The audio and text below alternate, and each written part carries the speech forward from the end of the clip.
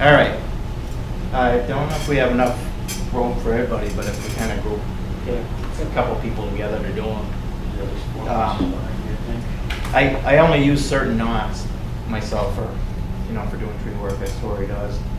And Pete, do you actually use knots on a regular fire basis? department or the Boy Scouts? You guys do rappelling now? That's one of our things coming up. That's why I was really interested in taking this class, because that's one of our big things this year. Well, maybe I can give you, we can try to do something once we're doing the rappelling, but I just refresh myself with a couple of things. I don't rappel a whole bunch, but I know enough. So when I do climb and I want to rappel down, leave the rope up there or whatever. But I like to do it now and then just so I have a quick getaway. If I have to get down, I'm hooked in. All I can do is undo my lanyard, wrap it around a couple times so I have a friction break and then belay myself. And even if I were to pass out or something, I could wrap it around in a way that the thing would drag and I could just let go and it would slowly descend me to the ground. So, but so the knots, unless you practice knots, you're not gonna. It's hard to keep them all.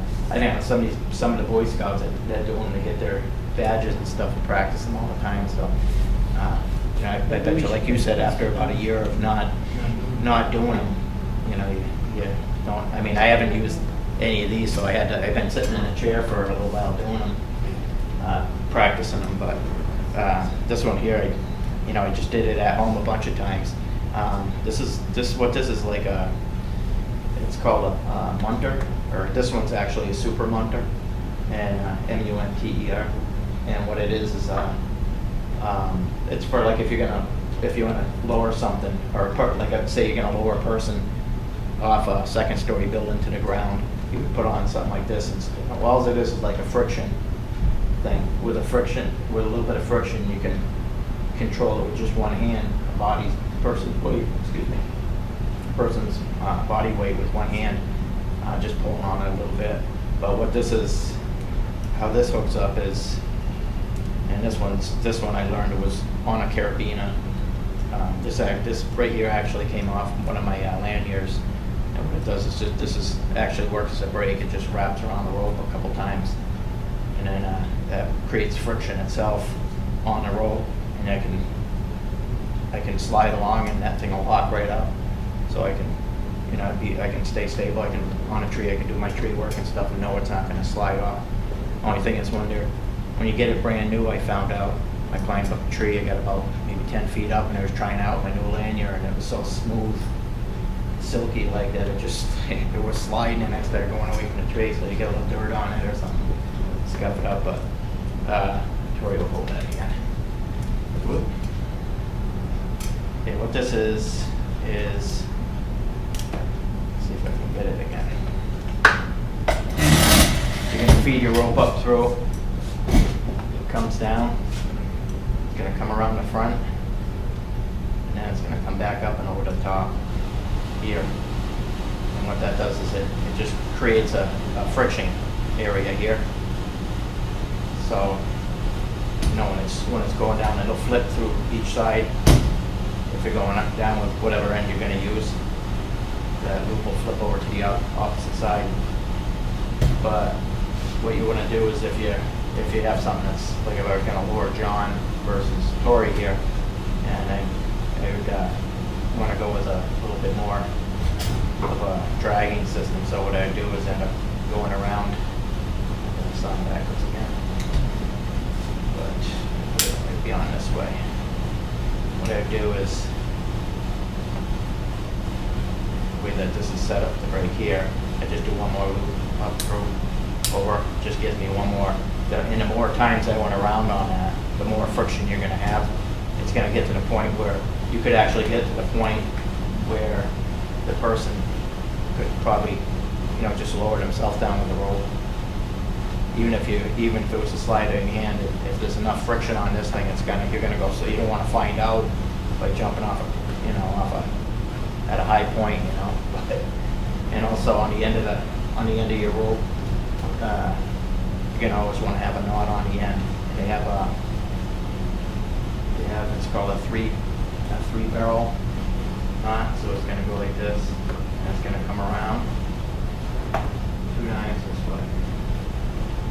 And this is gonna go through.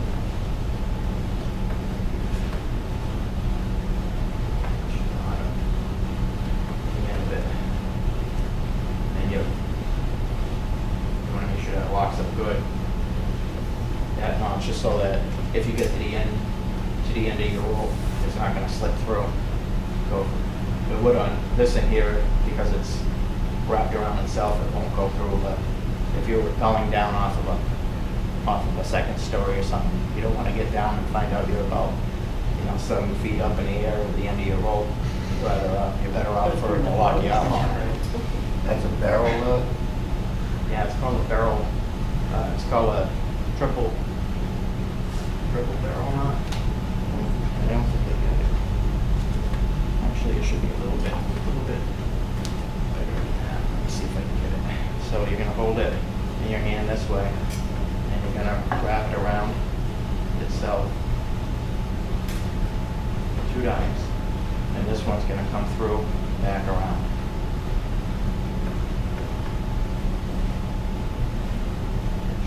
It should slide together.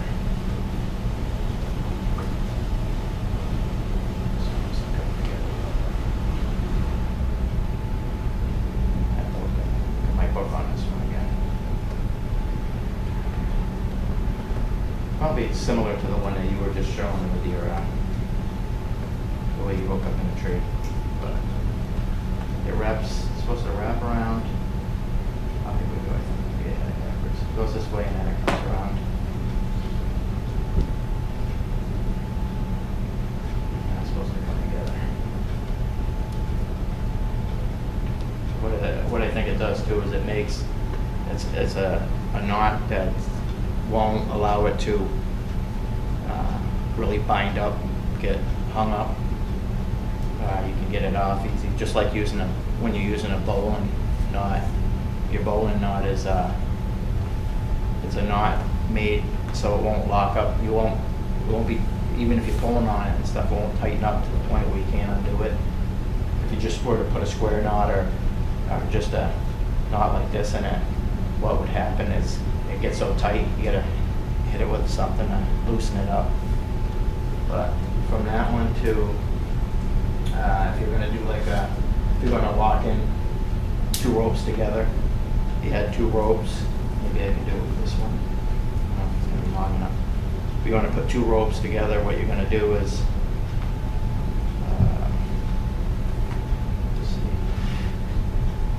or if you're gonna, well, let's put it this way, if you're gonna hook in to rappel down off of something to tie your rope in, you're gonna do a figure 8 with this loop. And this is gonna come together, so it makes like a figure 8, and this is what you're gonna hook in with. So you're gonna this isn't gonna come undone on you, and your rope would come down. You could go off with one. One's going to be short, the other one's going to be all the way to the ground. And you can still tie the other end off on that. All right, these things, I was going to bring a piece of wood, and maybe I can use like Tori's arm or something to show it, but doing a logger's hitch. This is one that I use all the time. Put this down. Just have to stick your arm out. When I do a logger's hitch, and let me do it with a bigger rope too.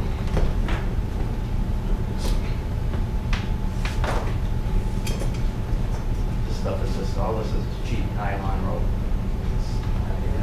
But if I'm doing a loggers, what I do is I go around one time here. You want to make sure you get plenty of rope, because you want to make sure to at least tuck this thing 5 times.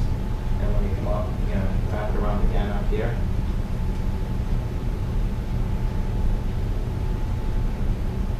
And then you're going to tuck it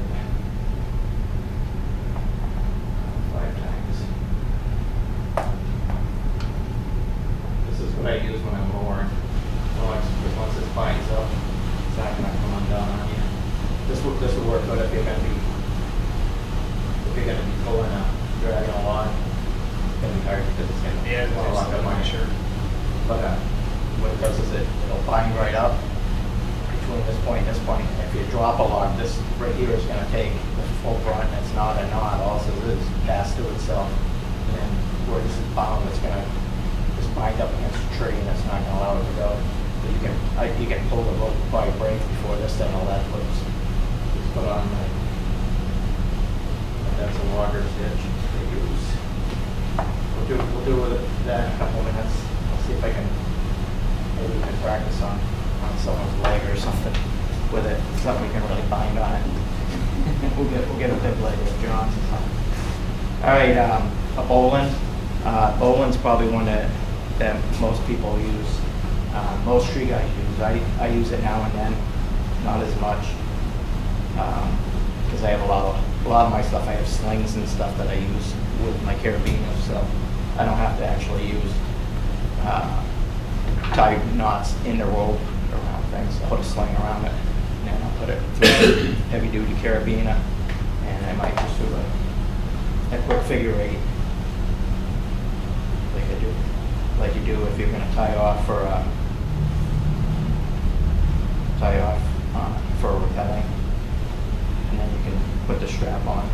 That's going to come on down pretty easy because it's such a big knot. It's not just a crossover knot. So what you're going to do is for a bowline, you're going to make, see if I can show you a little bit, you'll see it. You're going to come around like so. This one's going to come up and go through. They call it through around a tree, up around a tree, and then down through the rabbit hole. So you don't want to have it too short.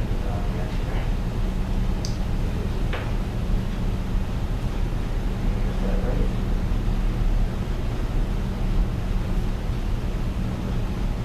And that should lock up, should slide really.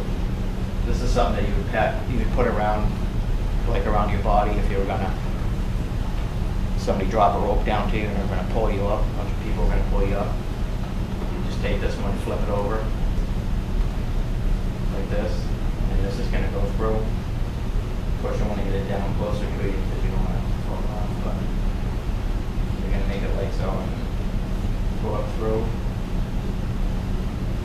and go around, back down through. Should come out nice and smooth.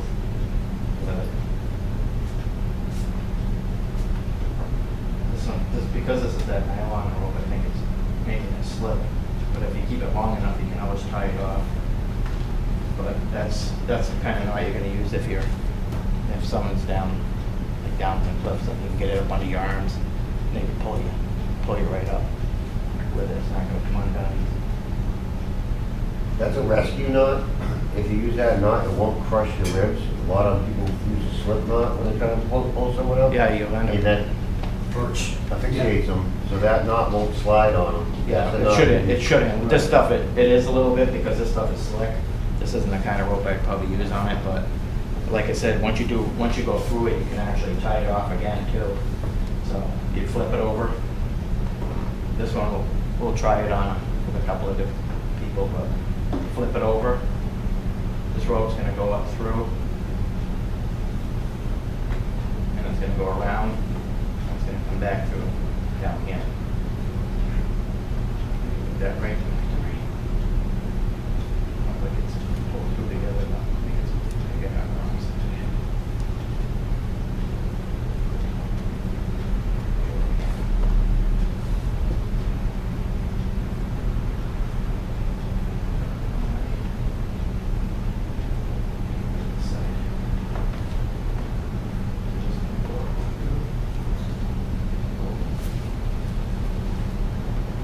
Actually, they have a one-handed one that you do too. You want to try that? We teach Boy Scouts that. Not the one-handed one? Yeah. Yeah. Blindfolded. See, this will lock up. This thing locks up real tight. You can pull on that thing, and because it's the type of knot it is, you're still going to be able to undo it. It's not going to be locked up. That's good for hauling stuff up if you're gonna haul a It's a quick- axe up, anything. that's a Yeah, it's great quick, knot. it's a quick little knot once you learn it.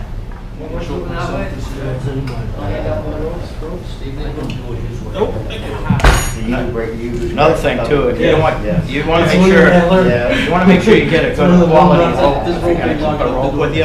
He's fighting with it. You don't wanna get one of those ones for $10 Yeah. over You don't want at one of these. True Value, or a piece of that. Never forget. This stuff has used it in a long the time. strength on it is ridiculous. It's like Yeah. that's the only way I learned. Yeah.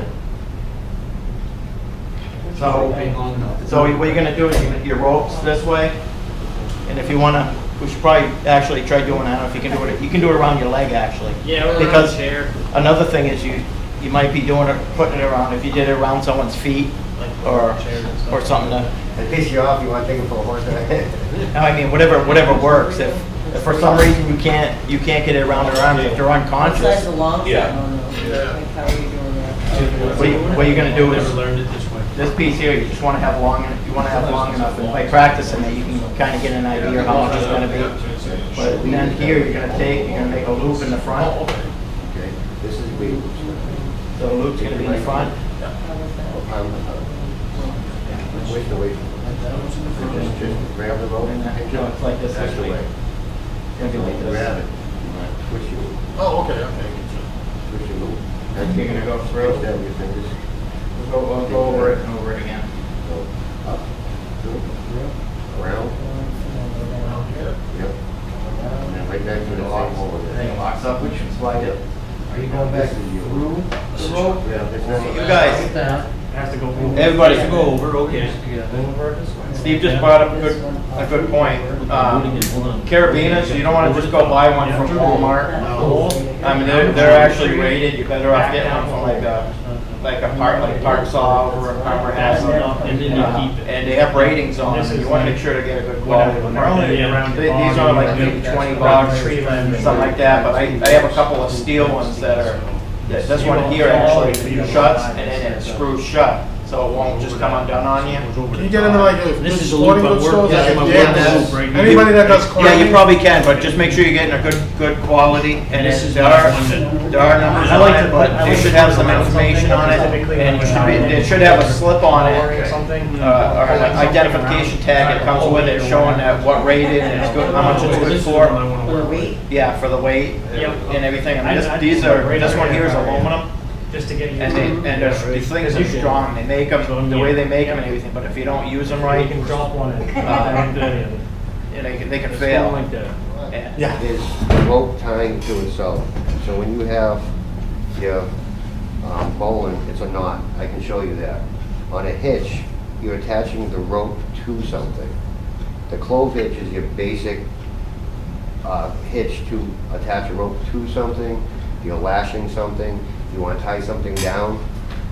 So put the rope over, go left, go to the right, and then go right back under that last rope you just did, and you can pull it through.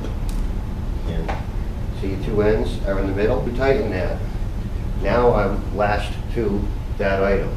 I can tie stuff down to anything, tie a boat That'd be to good for like a tarp or. A tarp, Something anything. to make shelter with, like, Yeah, it wouldn't, it's not gonna go anywhere. if you want to build anything in the woods, out of wood, Yeah. a rope. And you just keep taking that and tuck it underneath, that's a half hitch. And you do another half hitch, and you can just keep making that stronger and stronger, and you will never get that out. But when you come to take it apart, you just roll it, it comes right out. So, the way I always remember it is, I guess you could make like a seat. left Make a of seat my out base that. rope, left, right Just so of many my base things rope. that always stay right afterwards. Yeah, and then just tuck it right back through that little hole right there. See, this is like the work I was doing. So your two ropes are in the middle. Continuous. That's a clove hitch. Give you We can use that. And there's your We one carry That's cool. 20-foot pieces of pipe, 5 stories straight up with that knot. And you just fishing. pull the pipe right up, as it will Nice, not it's come got a out. nice big fishing hook to show you. You're gonna be able to, you'll be able to edit this right here. If your hands in your, if the rope's in your left hand, take your right hand, flip it over, pinch the rope, and twist it. Here's your loop. So you're twisting away from yourself, and here's your loop.